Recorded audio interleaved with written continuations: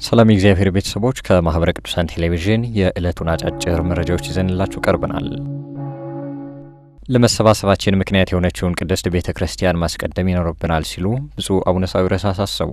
ከቤተክርስቲያን ይልቅ ራሳችንን እያስቀደምን ነው ያሉት የጠቅላይ ቤተ ክህነት ዋና ስራ አስኪያጅ የደቡብ ምዕራብ ሸዋና የሸገር ከተማ ሀገረ ስብከት ሊቀ ጳጳስ ብፁዕ አቡነ ሳዊሮስ ለመሰባሰባችን ምክንያት የሆነችው ቅድስት ቤተክርስቲያንን ማስቀደም ይኖርብናል ብለዋል። ብፁዕነታቸው ይህንን ያሉት የኢትዮጵያ ኦርቶዶክስ ተዋሕዶ ቤተክርስቲያን የቤቶችና ህንጻዎች አስተዳደር ልማት ድርጅት የ2018 ዓ.ም የስራ አፈጻጸም ሪፖርቱን ማቅረቡን ተከትሎ ነው። ድርጅቱ በተገበራቸው አሰራሮች ከነበሩበት ችግሮች ወደ መፍትሄ እየመጣ መሆኑን የጠቀሱት ብፁዕነታቸው አክለውም በበጀት ዓመቱ ያስመዘገበውን አበረታች ውጤት ይዞ ለቀጣይ የተሻሉ አሰራሮችን ተግባራዊ ማድረግ እንዳለበትም አሳስበዋል። መረጃው የኢትዮጵያ ኦርቶዶክስ ተዋሕዶ ቤተክርስቲያን መገናኛ ብዙኃን አገልግሎት ስርጭት ድርጅት ነው። ሃይማኖታችንን ለማስፋፋት ቋንቋን ተጠቅሞ ማስተማር ይገባል ሲሉ ብፁዕ አቡነ ጎርጎርዮስ አሳሰቡ።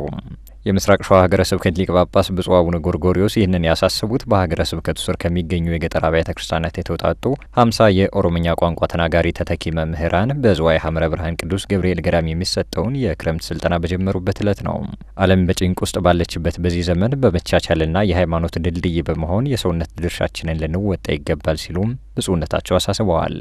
የገዳሙ አበምኔት ሊቀ ሊቃውንት አባ አትናቴዎስ ወልደ ጎርጎርዮስ በበኩላቸው ሰልጣኞች በቆይታቸው የላካቸውን ማህበረሰብ የሚያገለግሉበትን ሁለንተናዊ አገልግሎትና ስርዓት በጥበብ ቀስመው እንዲወጡም አሳስበዋል። መረጃው የሐመረ ተዋሕዶ ሚዲያ ነው።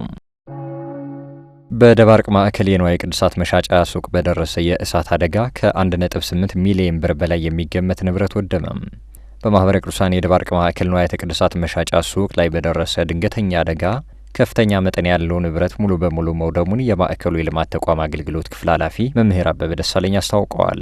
በቃጠሎው ምክንያት 1,310,485 ብር የሚያወጡ የተለያዩ ቅዱሳት መጻሕፍት፣ መባዓ፣ ንዋየ ቅድሳት እንዲሁም 510,100 ብር የሚገመቱ የደባርቅ ዩኒቨርሲቲ ግቢ ጉባኤ ተማሪዎች ልዩ ልዩ መጻሕፍት ተቃጥለዋል።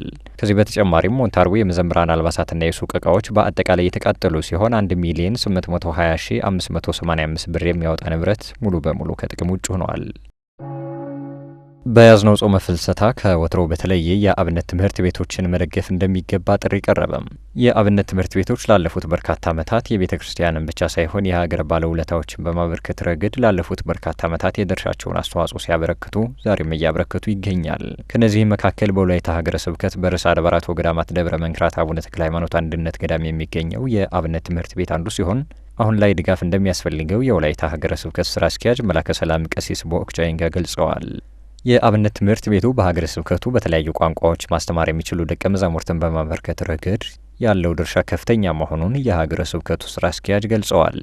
በመሆኑም አሁን ላይ በሚደረግለት ድጋፍ በጠረፋማና ገጠሪቱ አካባቢ የሚኖሩ ምዕመናንን ለማጽናትና የአገልጋይ እጥረትን ለመፍታት እንደሚሰራም ገልጸዋል። ለዕለቱ ያዝንላችሁ አጫጭር መረጃዎች የእስካሁኖቹን ይመስሉ ነበር። ከቀሪ ጣቢያችን መሰናዶች ጋር ሰናይ ቆይታም